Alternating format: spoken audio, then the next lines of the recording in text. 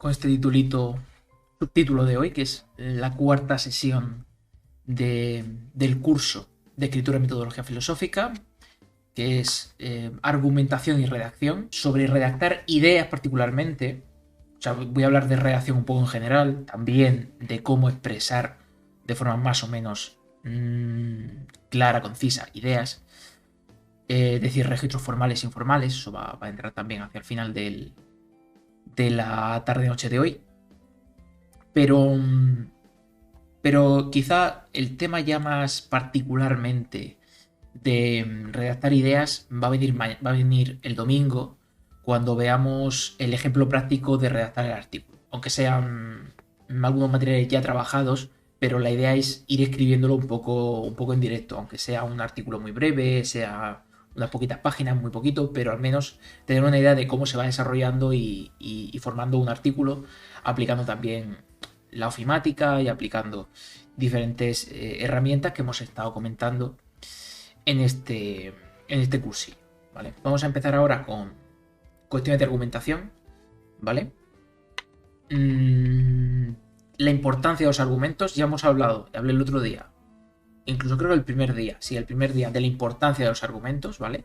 Porque particularmente en filosofía más que en otros tipos de estudio, el argumento es la herramienta estrella, ¿vale?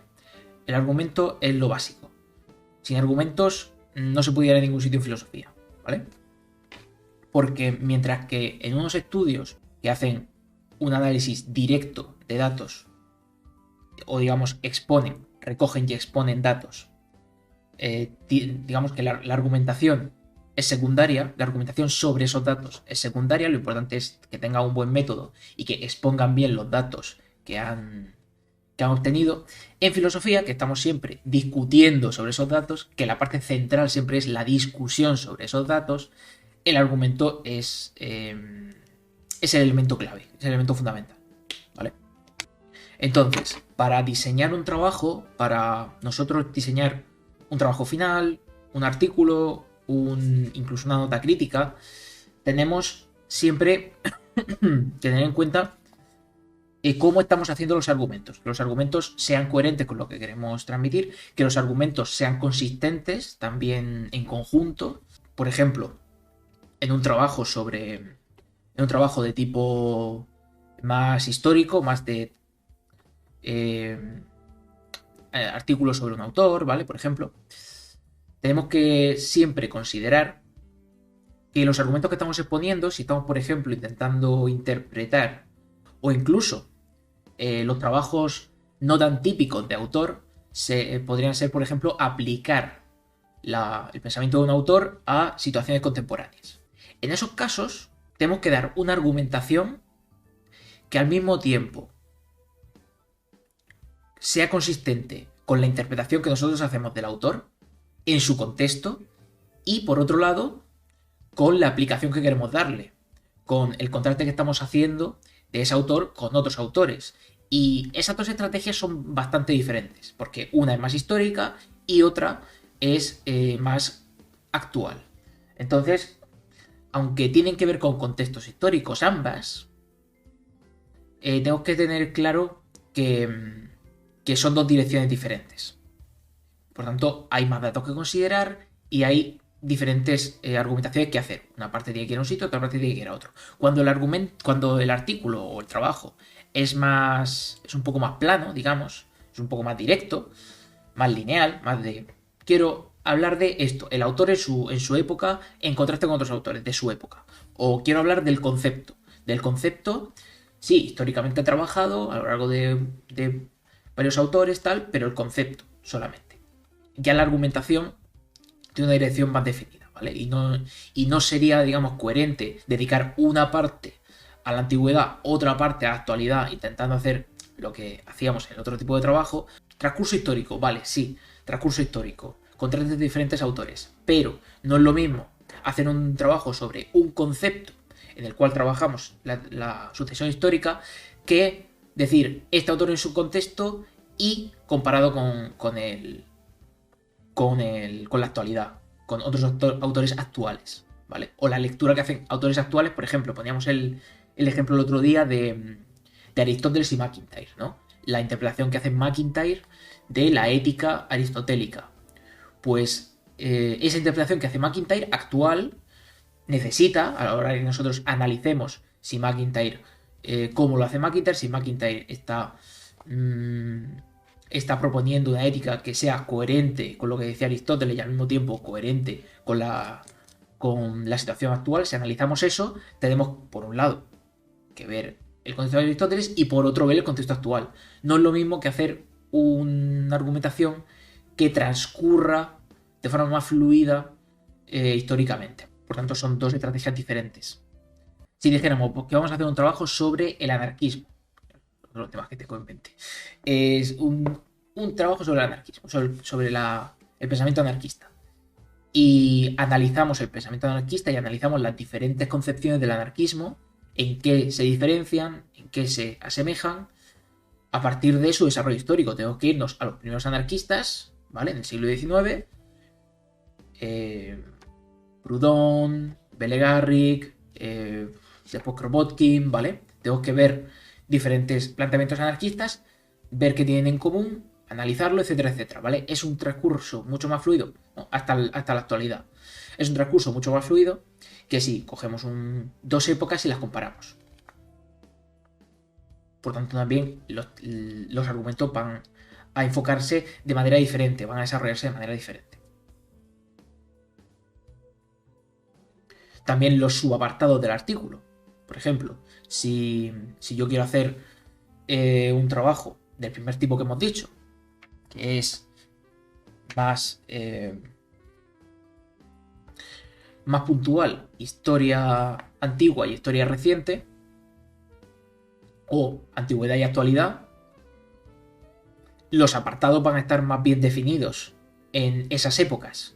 Mientras que si yo quiero hacer un trabajo sobre el concepto del anarquismo, y obviamente va a haber una importancia o va a ser importante que los apartados reflejen las diferentes posturas a lo largo del tiempo con respecto al anarquismo, pero si bien podría hacer, digamos, un apartado previo de antes del anarquismo, qué otras ideas se relacionan con el anarquismo, etcétera, porque sabemos que el concepto de anarquía antes del surgimiento del anarquismo como teoría política se utilizaba en otros sentidos, ¿vale? En la antigüedad en Grecia se usaba en otros sentidos.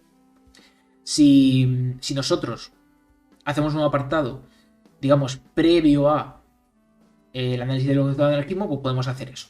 Pero luego, cuando nosotros trabajemos el concepto, podemos ver más o menos primeras concepciones o primeros planteamientos del anarquismo y subsiguientes desarrollos, ¿no? Por autor, por ejemplo, o por tipos de desarrollo del anarquismo. Si nosotros ya hemos analizado previamente todas las fuentes que hemos encontrado sobre el anarquismo, todas las que hemos podido encontrar sobre el anarquismo, diversos autores, y hemos clasificado, nos hemos hecho unos esquemas conceptuales, nos hemos hecho una serie de definiciones de diferentes concepciones del anarquismo, dependiendo de qué critican, ¿no? Porque, por ejemplo, los primeros anarquistas criticaban, sobre todo se enfocaban en el concepto de la propiedad, pero después ha habido otros desarrollos del anarquismo dirigidos a otras cuestiones o que hacían más hincapié en unas cuestiones o en otras.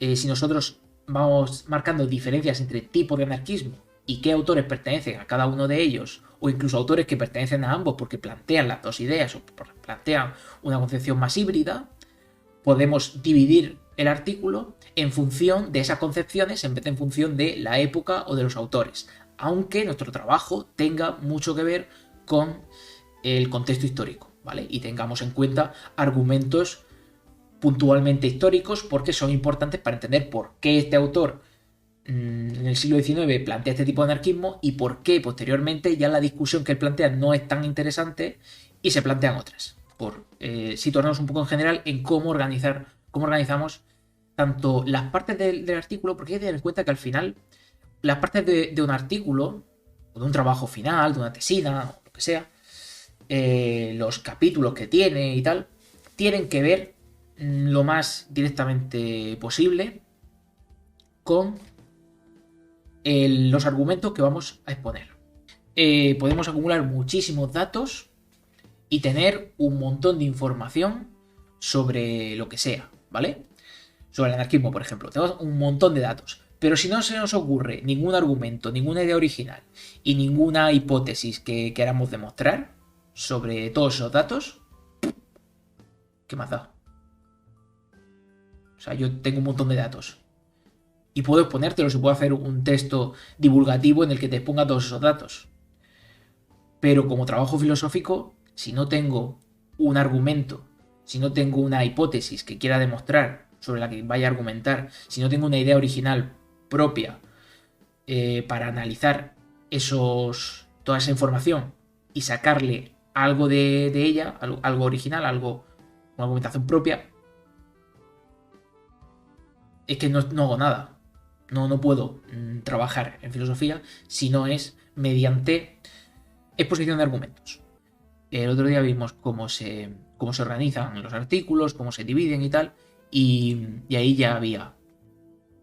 Por ejemplo, teníamos el caso, a ver si lo encuentro también, y lo tengo yo aquí. Teníamos el caso de la ética del desarrollo, si os acordáis, del otro día, en la que estábamos hablando de que los apartados corresponden a la definición de los conceptos y digamos a qué quiere defender el autor. Si el autor quiere defender que la ética del desarrollo es importante o que el concepto de desarrollo es importante dentro de la ética, lo primero será definir de qué está hablando. Y lo siguiente será intentar dar argumentos de cómo se integra el desarrollo dentro de la ética o qué es la ética del desarrollo, cómo se puede integrar en la actualidad o cómo se puede desarrollar en la actualidad o cómo se está desarrollando según diferentes autores, y después por qué eso es importante, por qué eso debería importarnos y cuáles son los beneficios reales que eso otorga, ¿no? Y que vimos que eran los apartados básicos del artículo de Emilio Martínez, el de ética del desarrollo, ¿vale? En el mundo globalizado. Y para eso obviamente es imprescindible saber argumentar y es imprescindible saber tener unas nociones de lógica. Eso es imprescindible. La lógica es lo básico dentro de la filosofía, ¿vale? Un momento. Que voy a poneros, a ver si puedo. Pimba. Uy. Vale. Aquí, esto es de una página de lógica de la Universidad de Murcia, del profesor Juan Carlos León, pero si entráis en cualquier página de universidades, Facultad de Filosofía, o Filosofía y Letras, o de Humanidades, o como se llame la facultad donde esté el grado de Filosofía, y os vais a las guías docentes, en las guías docentes que son públicas, siempre hay bibliografía.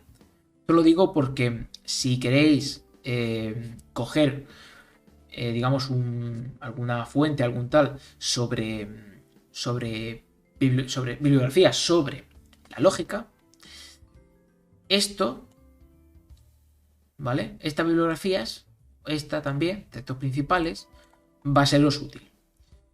Mejor que buscar por ahí algún artículo, alguna cosa, algún libro de alguien que habla de la lógica y que no sabéis exactamente si os está hablando, digamos, desde un punto de vista más académico o está desarrollando un poco una concepción propia sobre la lógica, porque esto también se da, ¿vale? Hay autores que desarrollan textos, lógica, no sé qué, pero una introducción a la lógica, pero es una introducción a la lógica o una reflexión sobre la lógica que ya discute sobre la base de que sabemos lo que es la lógica y este autor quiere proponer una concepción, una interpretación particular o una serie de reflexiones sobre la lógica. Eso como conocimiento, como bibliografía principal, no va a venir bien para aprender lógica, para conocer, digamos, tener más claras las herramientas argumentativas. ¿Qué es lo mejor? Iros que os vayáis a la página de una universidad, guías docentes, y en las guías docentes, en la bibliografía de las asignaturas de lógica, de argumentación y tal, aparecen textos que son recomendables. Yo de todos estos que pone aquí, este parece interesante, aunque no, el de lógica simbólica, aunque no lo he visto, El que sí que conozco es este, el de año, que sí que lo he visto. Introducción a la lógica formal, ¿vale? Este podéis buscarlo por ahí. Y creo que está bastante disponible. Y introducción a la teoría de la lógica. Este quizás es un poco más conceptual, pero también... Porque claro, yo recuerdo las clases de este profesor y tenía partes de teoría bastante fuertes que a lo mejor se entienden un poco menos que si el texto va directamente a la práctica, ¿no? Eso también podéis mirarlo. Textos que vayan más a ejercicios prácticos. Y luego tengo yo por aquí otra referencia que estaba buscando, que es esta, ¿vale? Estudios en lógica deductiva. Si os manejáis un poco en inglés, este le he echado un vistazo, le he estado echando un vistazo esta mañana, así buscando cositas, y de lo que he encontrado me ha parecido lo más interesante. Si queréis buscar otras cosas, ponéis en el buscador de Google de libros, lógica formal, lógica deductiva, lo que sea, y vais a encontrar muchísimas cosas. Lo que tenéis que ver es que este, por ejemplo, está en abierto porque ya es de dominio público el texto, ¿vale? Tiene bastante tiempo. Pero yo lo he estado mirando y es interesante. Es decir, el contenido que tiene es básico, es lógica, lógica formal. Y a ver si termina el prefacio y está aquí el índice.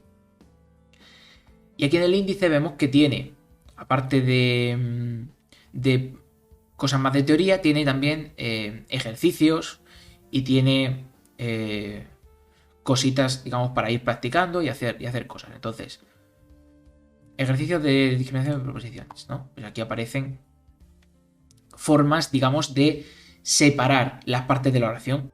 Por ejemplo, aquí tiene sobre la verdad, falsedad formal y material. Esto es una distinción interesante.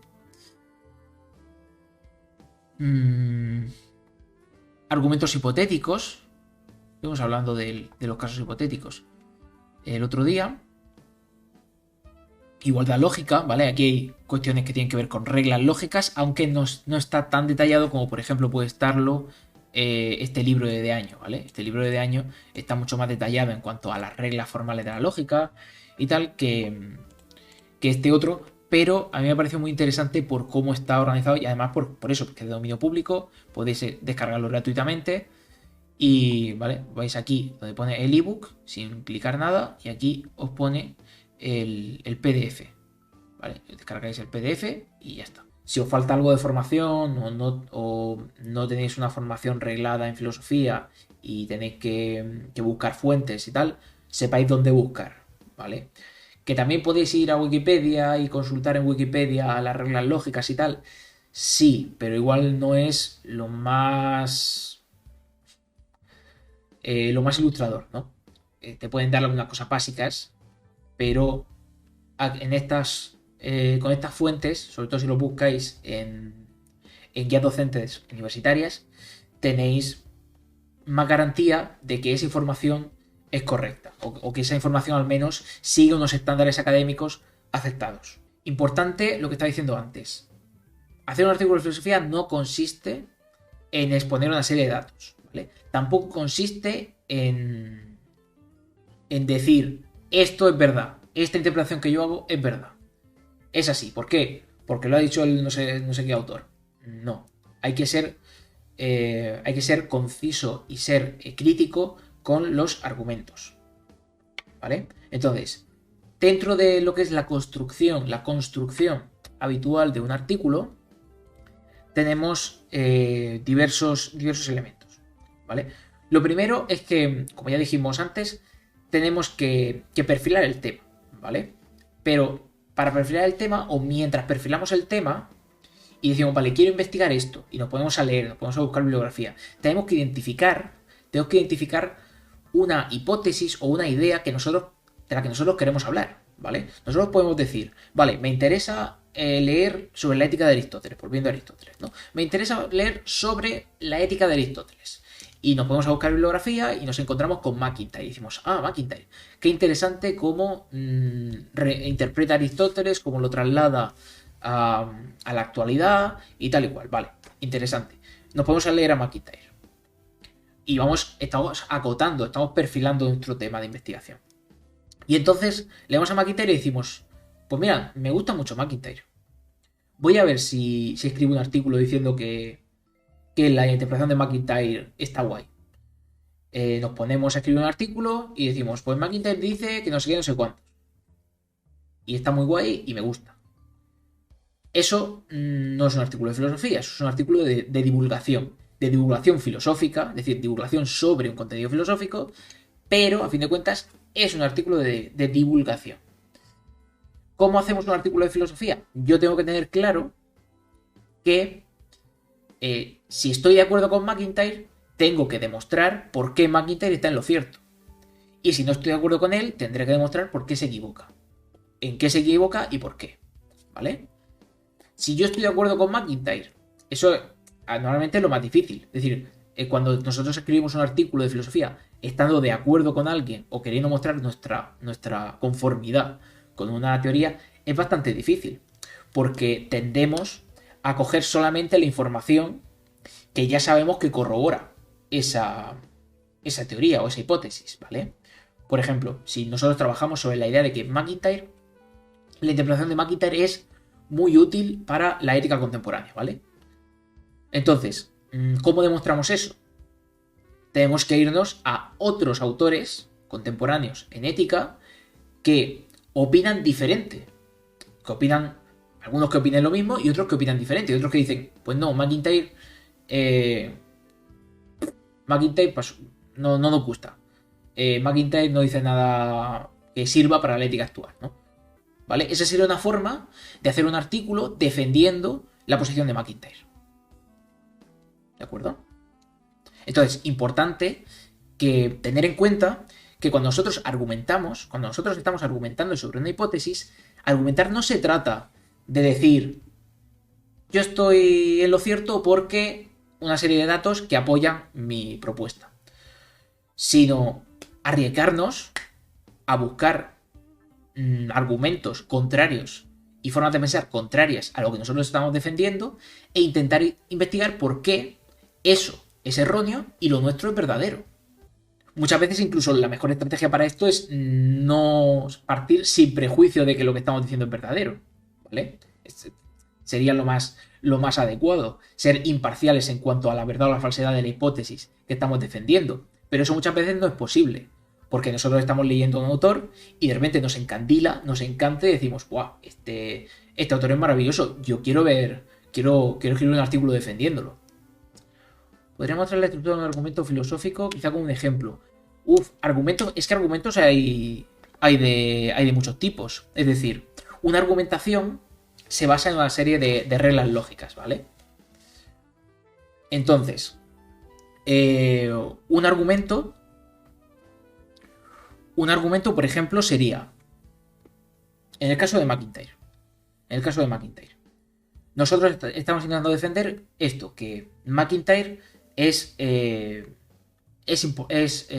relevante o es importante para la ética contemporánea. Y nos vamos leemos a McIntyre tal y decimos, venga, pues voy a estructurar el trabajo en varios frentes. Voy a hacer primero una parte introductoria donde expongo las ideas de McIntyre, otra parte donde expongo las ideas de otros autores que piensan diferente, y después voy a hacer un argumento en el cual yo intente demostrar que McIntyre está más en lo cierto que estos señores. ¿Cómo lo haría?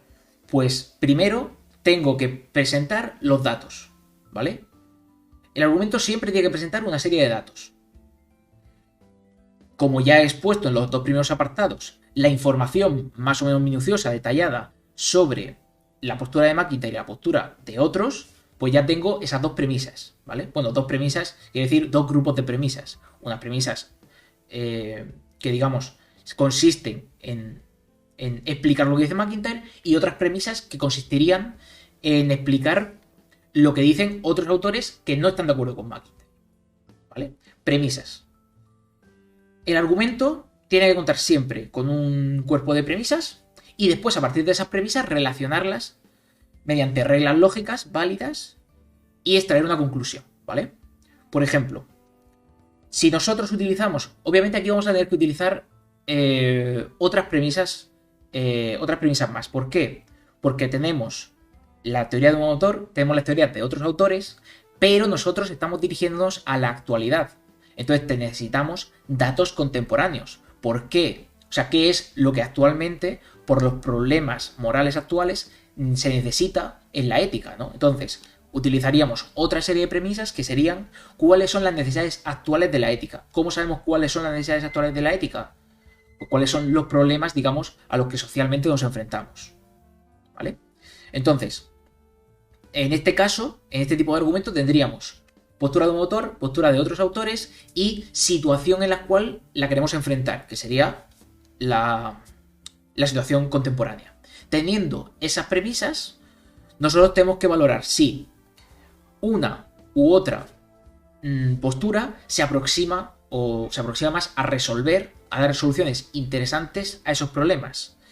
Claro, esto se puede hacer de muchas maneras, pero digamos que lo más interesante siempre es buscar argumentos necesarios, o sea, condiciones necesarias y condiciones suficientes. Nosotros estamos argumentando, digamos, condiciones necesarias para que una postura ética sea relevante para las situaciones, para los problemas morales contemporáneos. Las condiciones necesarias y suficientes, si sabemos que se distinguen, ¿vale?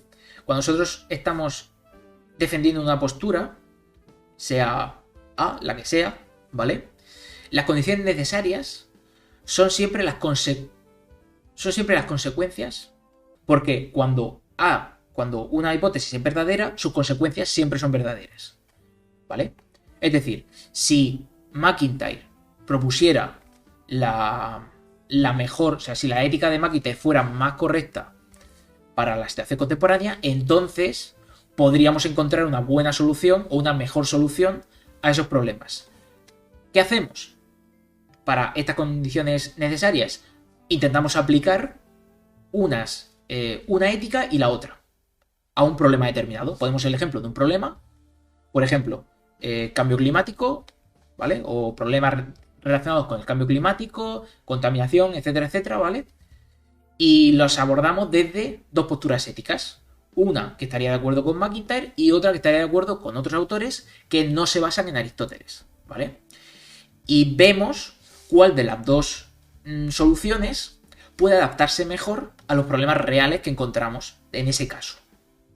Y a partir de ahí decimos, pues esta se aplica mejor porque los conceptos son más interesantes, porque los conceptos se adaptan mejor al caso, o porque el esquema, la forma de trabajarlo, permite que nuestra perspectiva sobre el problema sea más contundente, ¿no? Hay éticas que se basan en una serie de principios que a lo mejor pues, no se pueden aplicar a todos los casos contemporáneos, ¿vale? Y encontramos casos contemporáneos en los cuales pues hay ciertas éticas que se basan en una serie de valores que no dicen nada con respecto a ese problema, ¿vale? Pues en ese caso encontraríamos que un sistema ético es más valioso, más útil y más valioso que otros para hacer frente a ciertos problemas. Después, condiciones suficientes. Las condiciones suficientes son lo contrario, ¿vale? Las necesarias son las consecuencias de nuestra hipótesis y las suficientes son las causas de nuestra hipótesis, ¿vale? Considerar este artículo a ver si reúne las condiciones que está señalando. Vamos a verlo. Voy a abrirlo. Sí, ahora de todas formas vamos a ver artículos. Me decís un título y tal y lo buscamos. A ver, hago la transición aquí. Dice, desarrollo tecnológico en la historia. Leonardo Ordóñez, coordinador de no sé qué, de Ciencias Humanas de la Universidad de Rosario, Bogotá. Bueno, el desarrollo tecnológico en la historia, el problema que yo le veo al título, particularmente, empezando por el título, ¿vale? Es que no me dice que va a defender el autor. El desarrollo tecnológico en la historia es un tema, pero no hay una propuesta. Normalmente es bueno que los conceptos estén un poco más claros, ¿vale? Porque aquí me podría parecer que simplemente va a hablar de que hay desarrollo tecnológico en la historia, pero luego aquí vemos que no, que hay una argumentación, ¿vale? Sobre una cuestión más. O sea, la cuestión central del texto es esta. ¿vale? Y aquí habla de la cuestión central, ¿no? Y hace una contraposición de conceptos.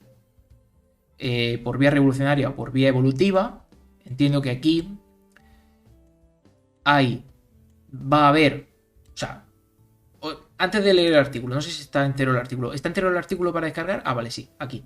Vale, antes de leer el artículo, lo que a mí me sugiere este artículo es que primero tendría que explicar qué es esto de la vía revolucionaria y la vía evolutiva, ¿vale? Porque son dos conceptos que se usan en contextos diferentes y sería interesante introducirlo explicando estos dos conceptos, ¿no? Un esquema, que es lo que decía yo el otro día, con la estructura de los artículos y el resumen. El resumen, esto es lo que tiene que contener, es decir, este resumen tiene una información adecuada, ¿vale?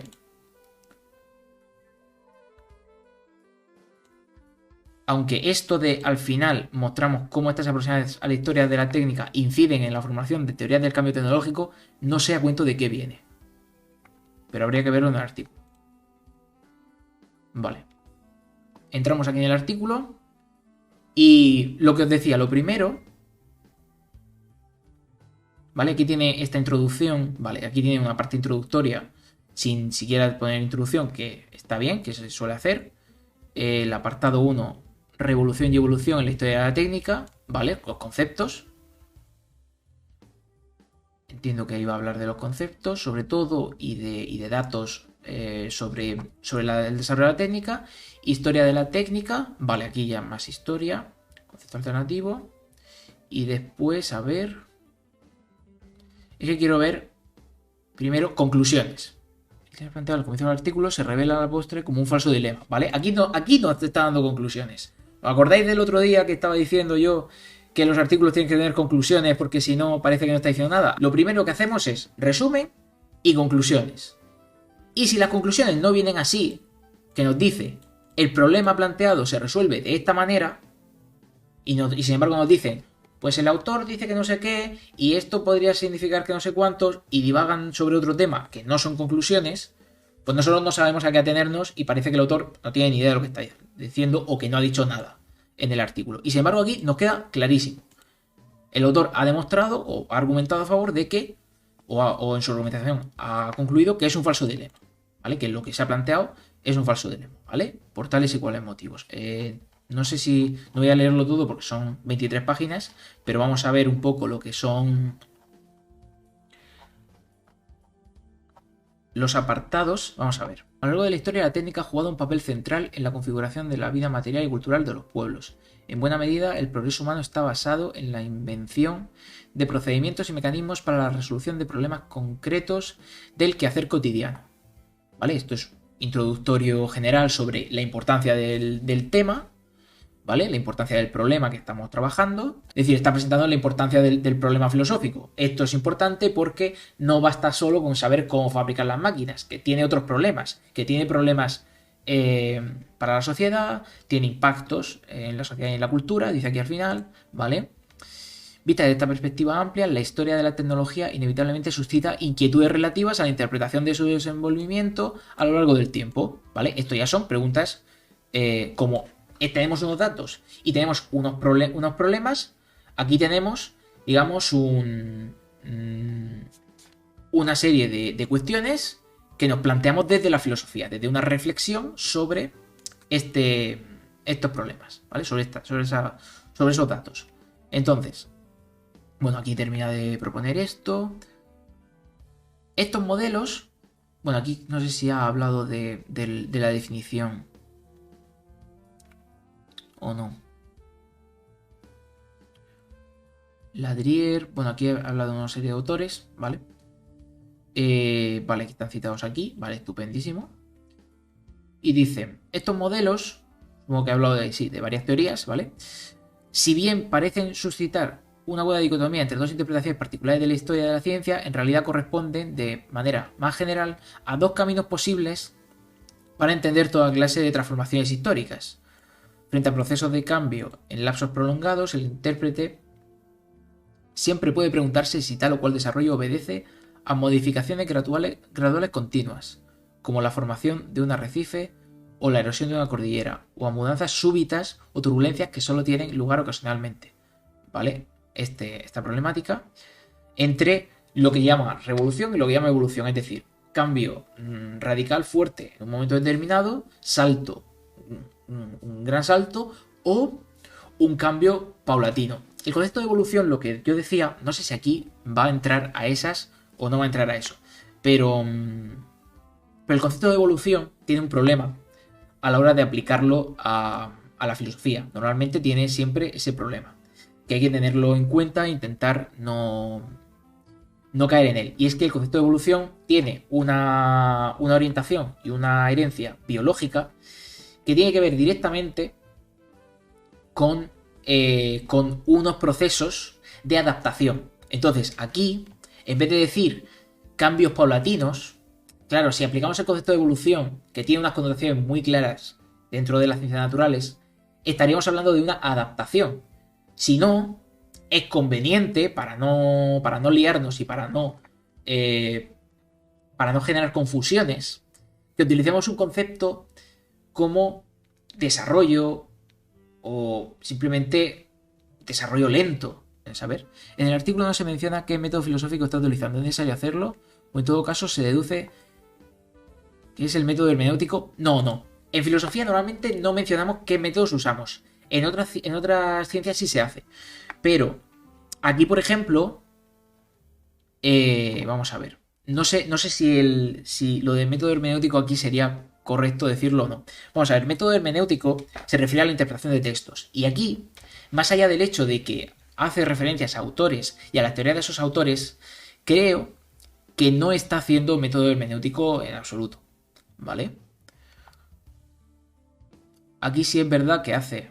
¿Por qué? Porque el método hermenéutico tiene unas pautas más o menos marcadas para analizar la obra filosófica de un autor y desentrañar, digamos, las ideas básicas de ese texto y tal.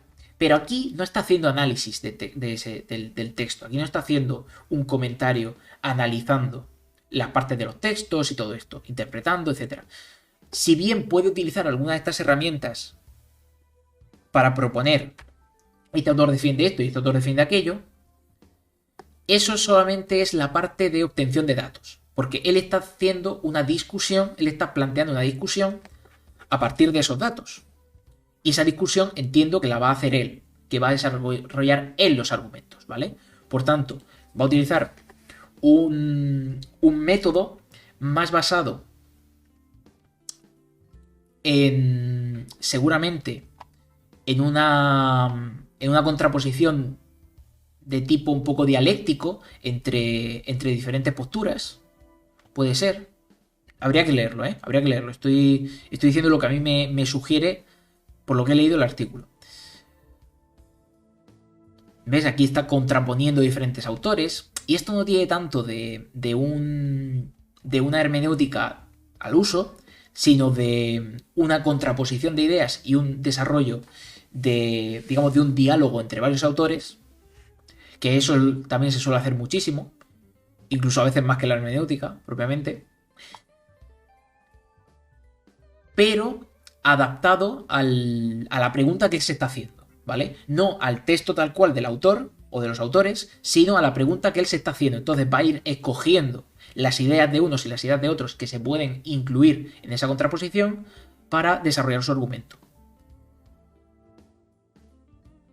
Por lo que veo, por cómo cita, por cómo desarrolla su idea y tal, ¿vale? Aquí dice... Aquí ha hablado de un modelo y dice que al escribir la historia de la técnica resulta más pertinente apelar al concepto de evolución que al de revolución, ¿vale? Es decir, está poniendo una posición contraria sin entrar en el contenido, en por qué un contenido o por qué otro. Hay un modelo explicativo, pero hay otros autores que han considerado otro, ¿vale? Aquí está contraponiendo, está haciendo ese diálogo entre diversos autores. Sería conveniente, al menos en la introducción, en una parte introductoria, decir, vamos a argumentar de esta manera, ¿vale? Vamos a discutir contraponiendo ideas de varios autores. Eso sería útil. A veces se hace, pero no es lo habitual, no es lo habitual y tampoco se exige que se explicite cuál es el método. Forma detallada. ¿Ves? Aquí sigue hablando de este autor, Vasalla, ¿vale? Y después dice historia de la técnica. La técnica tiene que ver con los artefactos. La primera novedad de introducir Serres consiste en articular la historia de la técnica, no alrededor de un único hilo, ¿vale? Está proponiendo diferentes posturas. Esto es lo que decía yo del tema. Es diferente hacer un trabajo sobre un autor en el cual, o incluso sobre un texto en el cual sí que tienes que hacer trabajo de hermeneuta, porque tienes que analizar el texto y ver, digamos, en detalle qué es lo que está diciendo el autor, pero aquí no se trata de eso, aquí se trata del tema, y aunque también tienes que tener bastante manejo de qué dice el autor y cómo lo dice, lo importante es más reunir una serie de especialistas sobre el tema, ver qué es lo que están diciendo y discutir con ellos, ¿vale? ¿Qué es lo que está haciendo aquí?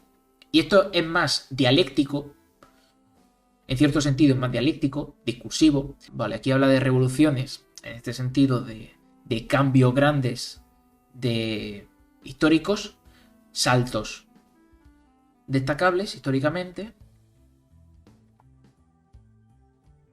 del tipo de tecnología, ¿vale? Aquí está poniendo datos y poniendo tal, intentando explicar por qué, ¿vale? O sea, en qué consisten los dos modelos aplicados, revolución y evolución, aplicados al caso del desarrollo de la tecnología, ¿vale? Está poniendo ejemplos de esas interpretaciones. Vale. Ya veo qué argumento. Realmente, a ver, no sé si a lo largo de este artículo, es que no lo voy a leer, no vamos a ponernos ahora a leerlo todo. Pero no sé si a lo largo del artículo explicita este argumento. Lo que sí está claro es que está aquí explicitado. Vale, yo pensaba que era más conclusión y es medio conclusión. Porque aquí lo que hace es reunir los datos que ha expuesto y estar en una conclusión, ¿vale? Pero bueno, como es la primera línea, es las primeros párrafos, es bastante aceptable. Bastante más que aceptable, es decir, hay artículos que madre mía. Entonces, aquí expone cuáles son los dos elementos, digamos, que ha expuesto, que ha desarrollado en el resto del artículo, que son: la técnica involucra a la vez, por un lado, la invención de artefactos, que son revolucionarios, y por otro, la inserción en temas sociales y naturales, que son evolutivos, ¿vale? En el sentido que le está usando evolutivo. De modo que este dilema, esto es un falso dilema. ¿Por qué? Porque no se trata de interpretarlo, entiendo que va a decir, no se trata de interpretarlo de una manera o de otra, sino de que las dos maneras confluyen. Según la perspectiva que adoptemos, según la perspectiva de la invención o la perspectiva de la inserción, ¿vale? Es lo que está explicando aquí. De modo que es un poco lo que estamos viendo, es decir, el esquema es este. Él propone, primero, que hay una serie de autores que han interpretado el desarrollo de la tecnología de tal manera. Después dice, bueno, sintetizando todo este diálogo entre diferentes autores, tendríamos una perspectiva revolucionaria, una perspectiva centrada en la revolución y otra perspectiva centrada en la evolución.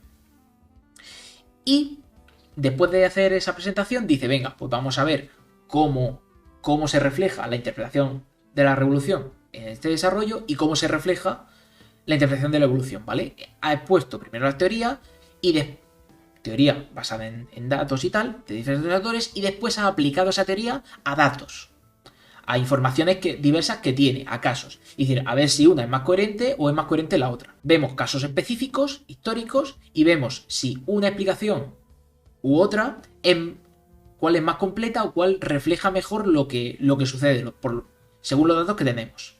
¿Y cuál es su conclusión? Que ninguna de las dos lo refleja completamente, sino que se van a ámbitos diferentes, ¿vale? Por lo tanto, es un falso dilema.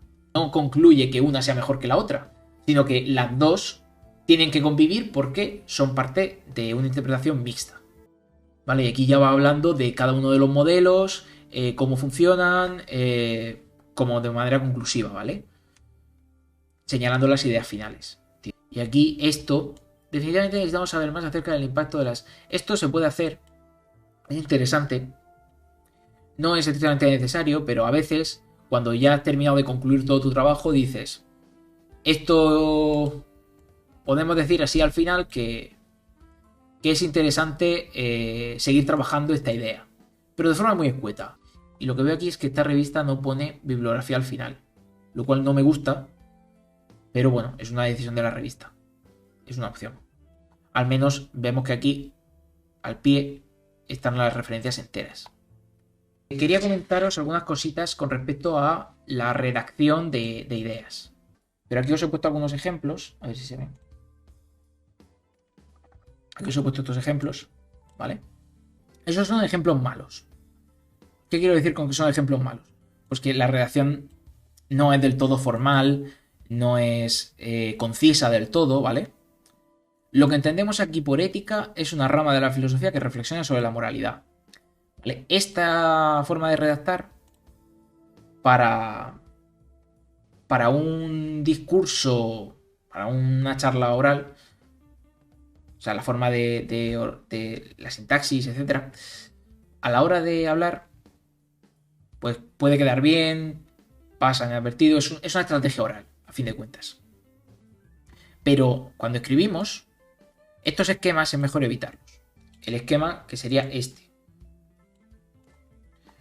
Lo que sea es tal otra cosa, ¿vale? Lo que está diciendo es esto.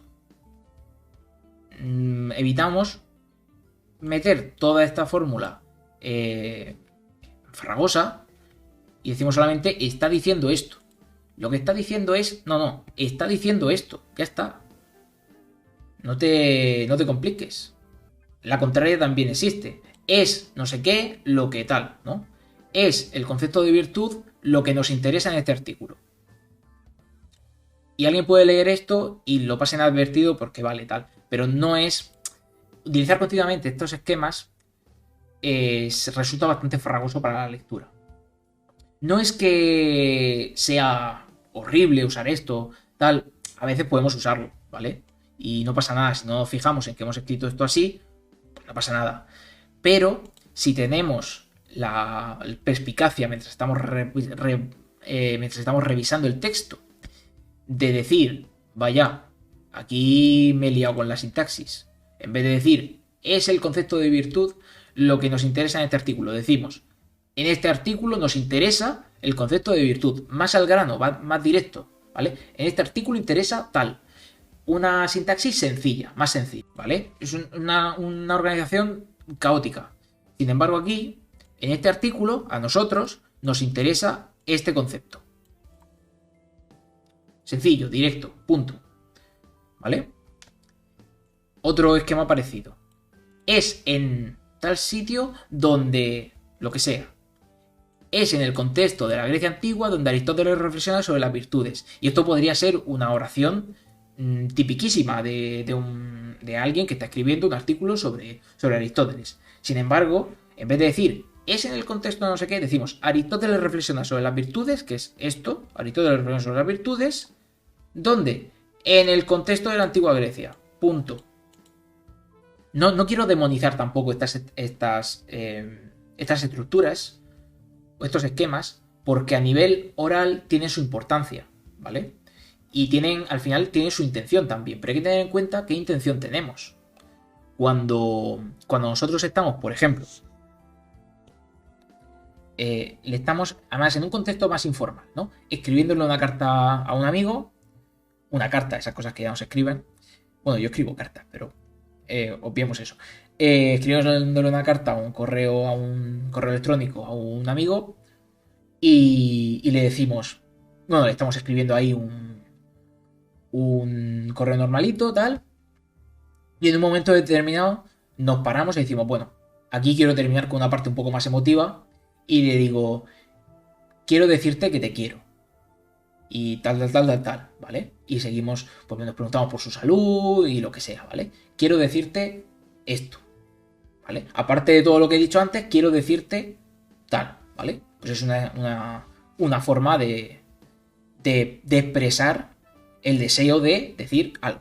Sin embargo, puede ser que estemos escribiendo ya desde el principio una carta bastante emotiva, con mucha preocupación sobre su salud, sobre tal, y al final de todo ese desarrollo decimos, lo que quiero decirte es que te quiero, ¿vale? Esa expresión, esa estructura, ahí queda mejor. Porque lo que quiero decirte, después de todo esto que te estoy presentando, es que te quiero, ¿vale? Genera una expectativa que para la intención que queremos transmitir ahí es mejor. Y sin embargo, si yo estoy frente a alguien, frente a una persona que me gusta, y le quiero decir que la quiero, en vez de decir quiero decirte que te quiero, o lo que quiero decirte no sé qué, que no voy, ve al grano, te quiero, ya está, ¿vale? Entonces, estas estructuras que son un poco farragosas para un estilo formal, en un estilo informal y en otros, incluso en un estilo formal, pero en determinadas circunstancias incluso también pueden añadirse, pueden ser muy útiles siempre teniendo en cuenta qué intención tenemos. Algo más cercano a las ideas, por ejemplo, la moralidad es algo difícil, o sea, es compleja, ¿vale? Esto tiene dos cosas que están mal.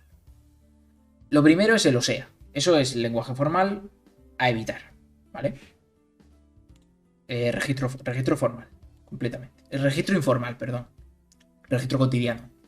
Del lenguaje cotidiano. Después, bueno, es algo también, es muy cotidiano. Pero luego, difícil y complejo. Son dos ideas diferentes, ¿vale? Lo mejor cuando tenemos que hacer, cuando hacemos este tipo de cosas, que lo hacemos muy a menudo, lo de poner dos adjetivos. Ponemos uno y después decimos, bueno, esto quiere decir otra cosa. Pues dile otra cosa. Quiero decir, ese es un artículo, si es un artículo que quiere expresar una idea, exprésala y dila. Y quieres decir esto, si tienes un concepto que expresa mejor lo que quieres decir que el otro, pues di el que lo expresa mejor, no lo digan los dos. Si quieres decir los dos porque los dos aportan algo, entonces expresa que los dos son conceptos interesantes porque uno expresa una cosa y otro expresa la otra. Pero si va a ser como un sinónimo para aclarar lo que no se aclara con el término que has usado originalmente, que eso sucede muchísimo, no te compliques. El que mejor lo explica es más conciso, expresa mejor lo que quieres decir. Después, los filósofos utilitaristas dicen que la moral es algo que tiene que ver con el cálculo de las consecuencias de los actos, ¿vale? Aquí, dicen que es registro coloquial, ¿vale? Informal. Es algo que tiene que ver con también, es informal. Y después, por ejemplo, aquí los actos se podría precisar muchísimo más conceptualmente, ¿vale? Esto son ejemplos que he extraído, no he extraído. Los he modificado, ¿vale? De este párrafo que tenemos aquí. Los he modificado para que queden mal, porque aquí están bien, ¿vale? Vamos a ver que están bien. Es un artículo de Emilio Martínez Navarro, Ética del desarrollo en el mundo globalizado, ¿vale? Aquí está bien expresado, ¿vale? La primera que era lo que entendemos por ética tal, aquí dice, entendemos aquí la ética como una rama de la filosofía que reflexiona sobre la moralidad, es decir, como filosofía moral, ¿vale? Aquí está bien expresado, sí es verdad que aquí dice reflexiona sobre la moralidad, es decir, como filosofía moral. ¿Por qué aquí está bien el usar dos expresiones para decir lo mismo?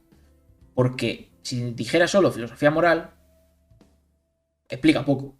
Si dijera solo esta definición, filosofía que reflexiona sobre la moralidad, está bien, pero le faltaría concretar con filosofía moral. Es decir, uno detalla el concepto y el otro dice, esta definición del concepto vamos a cortarla y vamos a mencionarla con este concepto, con esta expresión, filosofía moral. Y el entendemos aquí, que quizá es lo que a mí más me chocaba un poco, de que empezara el párrafo con un entendemos aquí, Si es verdad que si el autor quiere expresar que es una concepción no generalizada, sino propia del artículo que está exponiendo, o que ha adoptado dentro del artículo que está exponiendo, aunque no todos los autores estarían de acuerdo con eso, el entendemos aquí es muy conciso y es muy preciso. Ahora bien, la moralidad es un fenómeno muy complejo, ¿vale? Esta era la otra que tenía aquí, de la moralidad es algo difícil, o sea, es compleja, ¿vale? Aquí es mucho más conciso, obviamente. Un fenómeno muy complejo. Va directamente al grano. No se pierde en otras calificativos que podrían generar confusión. Y por ello la propia definición de la misma es objeto de controversia filosófica, ¿vale? Aquí obviamente hay una implicación, ¿vale? Por ejemplo, y ahora pone ejemplo de esa implicación. Para los filósofos utilitaristas, la moralidad es cuestión de cálculo acerca de las posibles consecuencias de los comportamientos disponibles en un momento dado, bajo el imperativo de elegir, entre ellos, aquel comportamiento que sea más favorable para el mayor número de seres dotados de capacidad de gozar y de sufrir, ¿vale? Si os dais cuenta, he ido poniendo comas mientras lo leía porque no hay. Eso está un poco mal. Pero bueno, aparte de que para la lectura es preferible que haya ciertas comas por ejemplo, aquí, bueno, entre ellos no tiene por qué haberlas, pero sobre todo para distinguir elementos principales y elementos secundarios y para distinguir partes de la argumentación, es muy interesante usar comas. En cambio, para los filósofos de inspiración deontologista, la moralidad, ¿ves? Aquí yo pondré una coma. Para ellos, en cambio, para ellos, la moralidad no es solo una cuestión de cálculo, aunque siempre hay que prever las consecuencias de los posibles cursos de acción, sino que hay límites a dicho cálculo en no dañar inmerecidamente a las personas. ¿Vale? Aquí los términos intentan estas explicaciones, tanto la del utilitarismo como la de la deontología, están bastante bien detalladas, ¿vale? En principio yo no lo he visto así ninguna cosa que diría, bueno, aquí el concepto está... Sí es verdad que, por ejemplo, habla mucho de moralidad, y yo moralidad no lo usaría tanto, pero ya es una perspectiva personal, que son los únicos seres dotados de dignidad, no precio, ¿vale? Este concepto también está muy bien escogido. Dignidad, no precio. Es un concepto muy, muy especializado. El de dignidad dentro de la ética. Dos posturas claramente enfrentadas, y por qué están enfrentadas, ¿vale? La propia definición es objeto de controversia. ¿Por qué? Porque incluso aunque en algunos momentos podamos estar más o menos tal, en los desarrollos, porque es un concepto complejo, en su desarrollo hay puntos que entran en conflicto, ¿vale? Y aquí hay claramente un dilema ético, un motivo de dilema ético, que es el típico ejercicio de reflexión filosófica en ética, sobre todo para enseñar ética, es el dilema ético. El dilema que surgiría a partir de un solo problema en el cual dos interpretaciones dan dos resultados radicalmente opuestos. Esto lo quería poner de forma así más sintética porque es interesante, pero ya son temas de revisión del texto y de cómo expresar, digamos, intentar ser concisos. Hay que tener cuidado siempre, ¿vale? Analizar no solamente el estilo, también los argumentos. Mi consejo a la hora de revisar un texto, por cierto, y con esto ya, y ahora pasamos a mirar algún texto, mi consejo es que cuando escribáis algo y no tengáis a alguien de confianza que os lo pueda revisar, es que dejéis pasar un lapso de tiempo más o menos grande para poder olvidaros un poco del tema, despejar la mente con alguna otra cosa y después de 4 o 5 días, incluso una semana, coger otra vez el texto y decir, venga, me lo voy a leer como si no fuera mío. Porque lo vais a poder revisar mejor. Si lo tenéis muy fresco, si lo tenéis muy reciente, os va a costar bastante identificar cosas que están mal. Porque vais a tener en mente lo que acabáis de escribir y cuesta un poco tomar esa distancia de decir, ay, aquí he puesto este concepto y a lo mejor alguien podría no entenderlo bien. Hay que tomar siempre a la hora de revisar con cierta distancia. Lo mejor es poner tiempo y despejar la mente. Mi consejo, por mi propia experiencia, para hacer esto. Vale. Y ya os dejo que me digáis si queréis algún tema para buscar un artículo, ir leyendo un poco, no vamos a poder leerlo entero, pero sí comentar un poco el estilo y tal. La noción de juego en Gadamer valdría perfectamente. Valdría perfectamente. Juego, vamos a ver. Arte, juego y fiesta en Gadamer. Aparte Rey, vale. Aparte Rey es una revista pequeñita y... De hecho ya, bueno, ya como empieza con aquí poniendo abstract y está en español. De hecho, ¿qué abstract? Es que esto no es abstract. Bueno, vale. Cosas que están mal. Aparte Rey es que tiene este tipo de publicaciones y no es que tenga malos artículos, pero sí es verdad que formalmente y en cuanto a maquetación y tal, a mí no me suele gustar lo que publican, ¿vale? Aquí, por ejemplo, empezaba con un abstract y después no hay ningún tipo de divisiones que nos señalen cuál es el resumen y cuál no. Aquí no hay ni siquiera subapartados. No hay... Bueno, esto luego pasaría por conclusión prácticamente, porque dice, hemos visto entonces no sé qué, no sé cuántas. Podría pasar. Y la bibliografía, que no es muy detallada, pero está bien. Arte, juego y fiesta en Gadamer, de Óscar Lorca. No sé quién es Óscar Lorca. Por eso quería buscar algo así, que me dijerais algo para que no fuera yo de buscar algo que conozco, de algún amigo y sentirme que le estoy criticando o que le estoy haciendo tal y quedar mal. A este señor no lo conozco de nada, voy a ser imparcial y vamos a ver lo que dice. Abstract. Abstract ya mal, porque sería en todo caso resumen y después abstract, español y en inglés, se supone, aunque en la parte Rey no sé las normas que tienen con respecto a los resúmenes, pero está claro que aquí no hay un resumen, porque hay un cacho de texto. Y de hecho hay citas incluso aquí. Bueno, dicho de manera muy general, perdón, mal. Dicho de manera muy general, no. ¿De qué quieres hablarme? Esto de empezar con dicho de manera muy general, mal. Podríamos afirmar que el motivo conductor de la investigación emprendida en verdad y método es la puesta en duda del dominio universal que la idea de método tuvo y sigue teniendo desde Descartes. Pero, bueno, como se sabe, vale, esto muy mal, ¿vale? Porque esto es todo registro coloquial. Dicho de una manera muy general, podríamos afirmar que muy coloquial. Si quieres afirmarme eso, afírmamelo. El motivo conductor de la investigación emprendida tal es esto. Y me lo apoyas. O vamos a intentar mostrar cómo el motivo conductor de la no sé qué tal es esto. Y después, como se sabe, también. Cítame a alguien que diga eso. O dame argumentos de que eso es así. No me digas cómo se sabe. Eso es una falacia, además. Es una falacia informal de ad populum. Todo el mundo sabe esto. Así que no hace falta que yo te lo demuestre.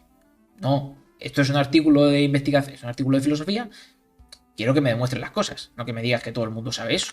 El saber nacido de prejuicios y tradiciones es digno de sospecha. ¿Vale? Puesto que su fondo no es una certeza irrecusable, al modo del cogito, del collito, punto del que derivará el carácter de tabula rasa del saber moderno.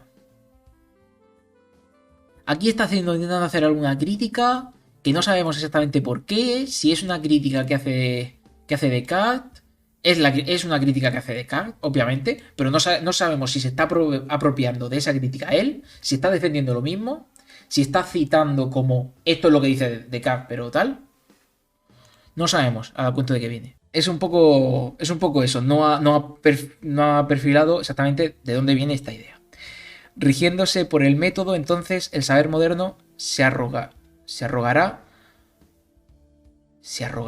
un comienzo totalmente nuevo.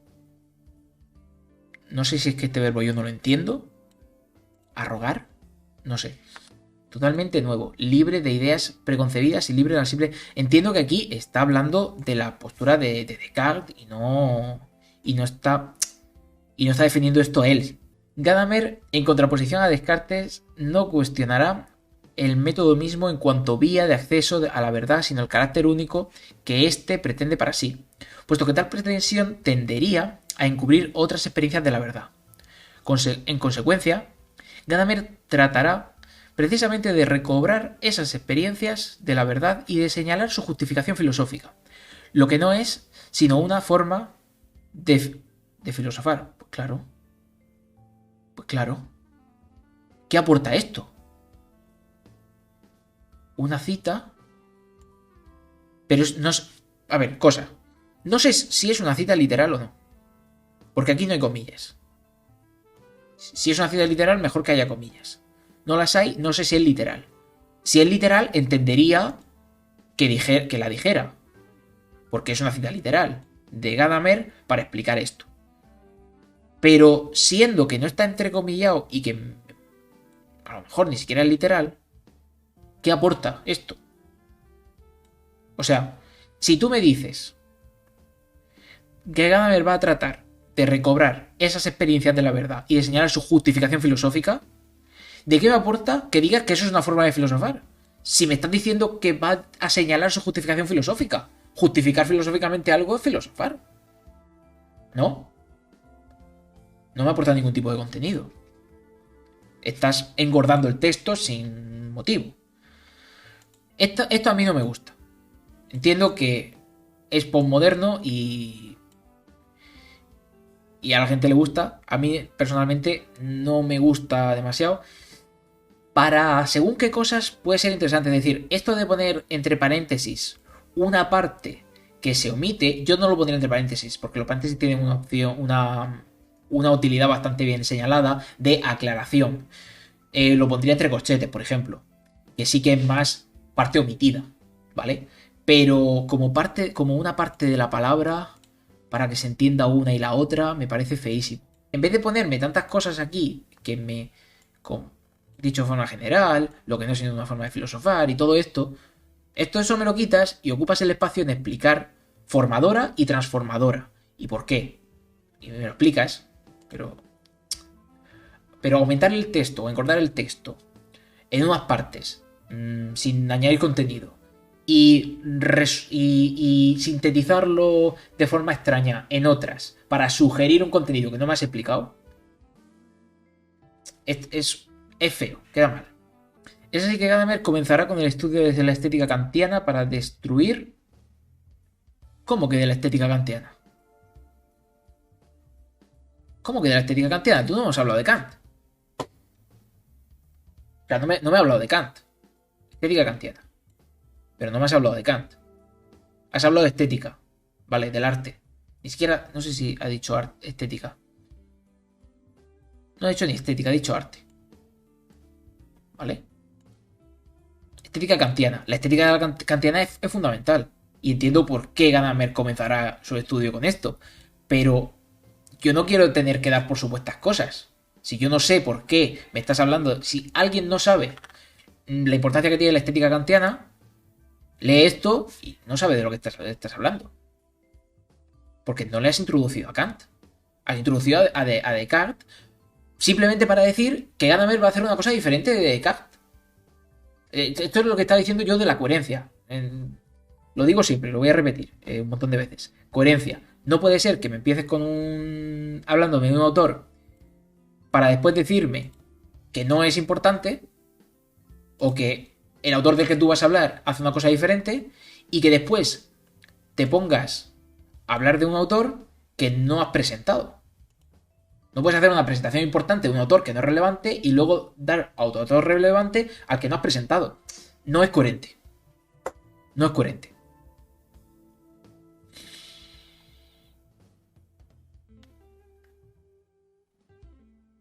Voy a ir un poco más rápido. Es que, vamos a ver. Llevo 2 horas aquí. Ya, con el directo.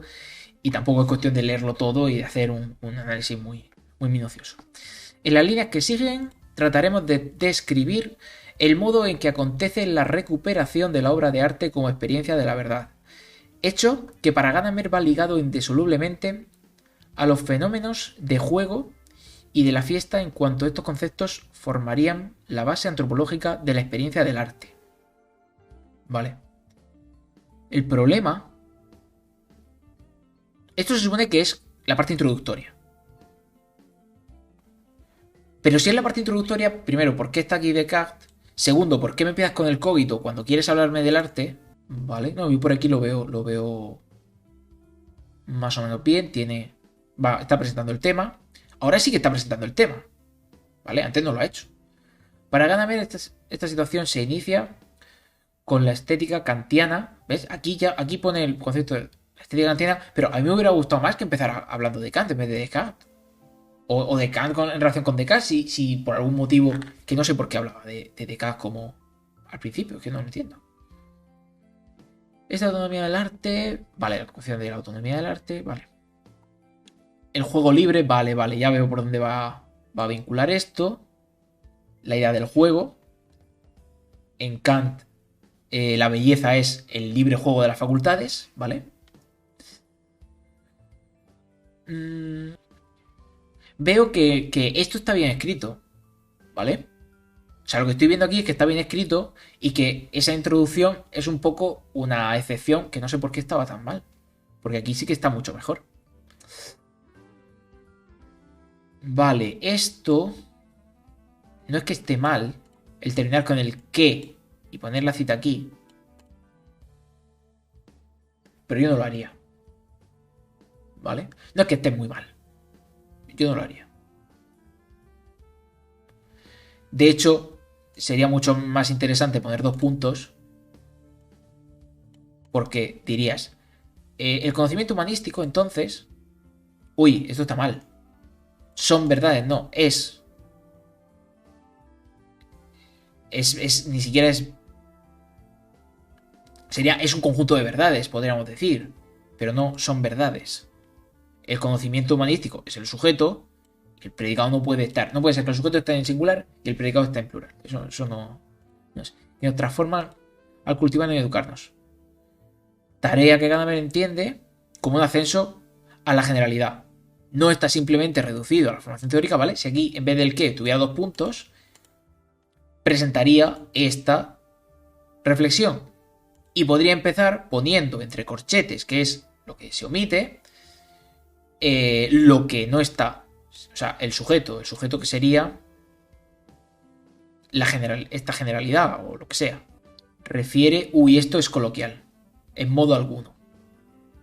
Eso es muy coloquial. Muy coloquial. Hay un problema con los... Joder, no quería entrar yo en esto.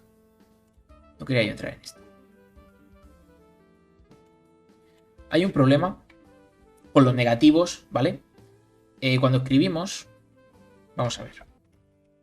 Aquí... General... En modo alguno refiere a la universalidad de las leyes naturales, ¿vale? Bien, esta es la frase. No es que esté muy mal, pero no me diréis que es un lenguaje formal decir en modo alguno, ¿vale? ¿Por qué? Porque si nosotros, o sea, formalmente la estructura tiene que decir lo que queremos decir, y aquí en modo alguno tiene connotaciones negativas, pero no está usando un negativo. Lo que quiere decir es, aquí general no refiere a la universalidad de las leyes naturales. Eso es lo que quiere decir, ¿vale? Luego hay otras formas de decirlo que también son coloquiales y que estarían mal. Esto no es que esté especialmente mal, pero entendemos que es más coloquial que decir no, que no refiere a eso, ¿vale? Y después hay otra forma más farragosa todavía de decirlo, que sería no refiere en ningún modo. No refiere en ningún modo. Esto es un doble negativo, ¿vale? Doble negación. No refiere en ningún modo. Doble negación, aparte de que sea coloquial. Sí que podemos decir, si queremos indicar que en todos los sentidos posibles no se da esa referencia, podríamos decir, aquí general no refiere cualquiera de sus sentidos, ¿vale? A la universalidad de las leyes naturales. No refiere en cualquiera de sus sentidos. ¿Vale? Esto sería más formal. Tiene que ser complicado escribir un artículo y estar completamente satisfecho. Es muy difícil, sí. Es muy difícil, efectivamente. Lo normal es revisar un montón de veces y aún así tener ciertas dudas con respecto a si algunas cosas te van a valorar bien, te van a valorar mal. A menos que sea algo muy coloquial, es raro que un evaluador sea demasiado minucioso. En una revista, por ejemplo, más dedicada a temas analíticos, sí. Más de filosofía analítica. La verdad es que, ya ver, yo lo comento, no era un tema que iba a comentar en este curso, porque es también una pequeña obsesión mía lo de las dobles negaciones y todo esto. Hay gente que le da más importancia, hay gente que no le da importancia, así que es un poco, siempre que tengáis en cuenta que hay ciertas expresiones como esta, en modo alguno, que es muy coloquial y que al lector puede resultarle un poco extraño que eso esté en un artículo filosófico, siempre que tengáis en cuenta eso, pues tampoco es muy importante que me pongáis en ningún modo. A mí no me gusta, pero se puede poner, o no refiere en ningún modo. Bueno, eso es más feo, pero entiendo que hay gente a la que no le molesta y no le molesta escribirlo. Vale. Vamos a ver un poquito más, si queréis, y terminamos enseguida, por no verlo todo, que ya se va haciendo tarde. La descripción metodológica de tal saber, dice Gadamer, siguiendo. ¿Ves? Esto aquí yo creo que puede aceptarse bastante bien, ¿vale? Por algo así como una inducción artística. Sí es verdad que lees el por algo así como, y es raro, pero sí es verdad que por los conceptos que está utilizando, el de concepto de tacto aquí, que no es habitual en filosofía, sí es verdad que puede ser más o menos aceptable utilizar este tipo de expresiones. Porque estás indicando que el concepto no es habitual y hay que interpretarlo de cierta manera, ¿no? Aquí no sé por qué me está haciendo esto. Es decir, me está traduciendo la expresión a varios idiomas, sentido común, common sense, bon sense, pero entiendo que quiere decir que en muchos idiomas existe ese concepto, pero si no me vas a analizar eso y no va a ser parte de ningún argumento, es que no me sirve, no me ayuda en nada leer todo esto. Leer unas traducciones del sentido común a otros idiomas. No me está aportando contenido. Y aquí vuelvo a remitir a Descartes. Pero es que Descartes no era el tema. O sea, si Descartes fuera el tema, yo entiendo. Vamos a contraponer Gadamer con Descartes, ¿vale? Pero es que el tema no es ese. El artículo se llama Arte, Juego y Fiesta en Gadamer. No tiene nada que ver con Descartes. Entonces que de vez en cuando meta esa contraposición, no sé qué está intentando demostrar con eso. Nada, yo creo que nada. Directamente. La capacidad de juzgar si algo individual adhiere o no adhiere. Se adhiere. No sé si usar el verbo adhiere.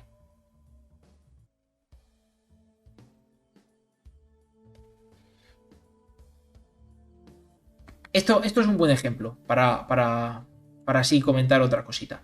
Aquí el verbo adhiere se puede interpretar de dos maneras.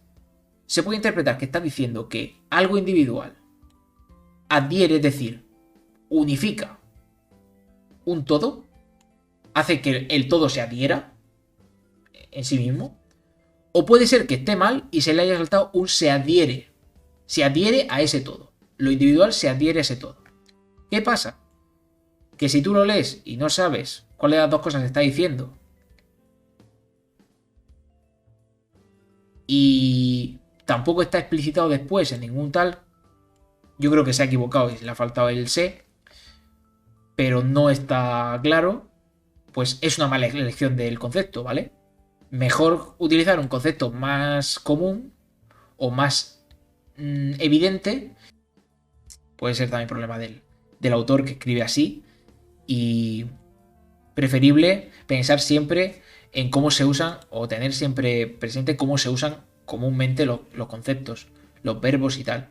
Si queremos hacer un uso muy original de ciertas palabras, a lo mejor puede ser que no nos entiendan. Y incluso no solamente que no nos entienda, sino que venga un evaluador o que venga alguien y nos diga, esto lo estás diciendo mal. O aquí es un concepto que no viene a cuento. Y tú dices, no, pero es que yo quería expresar con este concepto no sé qué. Ya, pero no lo has hecho. No se entiende. Y si no se entiende, el problema, la culpa es del autor, no es del que lo lee. Pero es algo que tenemos que considerar lo máximo posible cómo se va a leer nuestro texto. No se trata de que intentemos amoldarnos siempre a lo estandarizado y a lo y digamos a lo que todo el mundo va a entender, al mítico lector medio y esas cosas.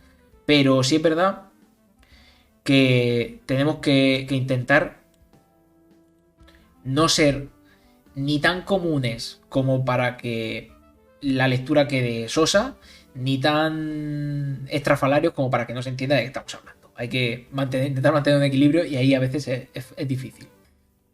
Si queréis otro día leemos o este o cualquier otra cosa así en directo. Lo que quería comentar, lo que quiero comentar para terminar. Lo de falta de tacto. Y esto también me sirve para comentar o dar otro consejito. Cuando cogáis una idea que os gusta, ya sea lo que ha dicho este, lo que ha puesto este del tacto, o de Descartes, o una comparación, o un concepto que os parezca muy interesante, muy tal introducirlo. Y digáis, ah, sí, aquí voy a introducirlo porque me va a dar cierta vida al artículo y tal. Puede hacerse, puede tener cierto sentido. Yo creo que aquí intenta incluso que sea un argumento de que, bueno, hay ciertos conceptos como el tacto, el gusto, tal, que refieren a los sentidos que están históricamente relacionados con la estética. Pero, ¿cuál es el problema? Que lo ha introducido aquí, no lo ha explicado muy bien, y después de hablar de otra cosa, lo ha vuelto a mencionar. Y lo mismo ha hecho con Descartes. Entonces, si vais a introducir algún concepto interesante, curioso, que puede darle cierta vidilla al artículo, intentad que sea en un momento determinado y olvidaros de eso después. Y si viene al caso en un momento determinado, porque viene muy al caso, se puede volver a sacar. Pero tened claro para qué lo vais a introducir, que sea coherente con el resto del texto y que no esté dicho aquí un trozo y aquí otro cacho y no están relacionados uno con el otro. ¿Ves? Y aquí vuelve con el sensus communis, que además es latino. El latín no lo ha dicho antes, ha dicho español, inglés y francés. Y aquí aparece en latín. Es decir, le pasa eso. Está todo como muy desorganizado, ¿vale? Y hay ideas que pueden ser interesantes desarrollarlas, pero están puestas aquí y allá. Los de Aparte Rey a veces publican cosas que están bien, pero como creo que no tienen unas normas, o sea, son revistas más o menos humilde, pequeñita y tal, y no tienen un estilo muy formal, ¿vale? Eso está bien para que gente que está empezando y tal pueda publicar, pero la falta de formalidad muchas veces hace que encontremos cosas que podrían estar bien y sin embargo pues no están del todo bien desarrolladas. Es una pena. Es una pena. Lo dejamos por aquí por hoy. Y nada, nos vemos el domingo. El domingo con un caso, ¿vale? Un caso de un artículo, ¿vale? Es decir, vamos a ver cómo desarrollar con unos contenidos. Traeré una serie de contenidos más o menos ya preparados con citas y con tal, para ir desarrollando y redactando y vamos viendo, aplicando cosas, ¿vale? Aplicando cosas de ofimática, aplicando un poco todo lo que hemos visto, diseñándolo el esquema y tal, ¿vale? Y nada, muchas gracias y hasta la próxima.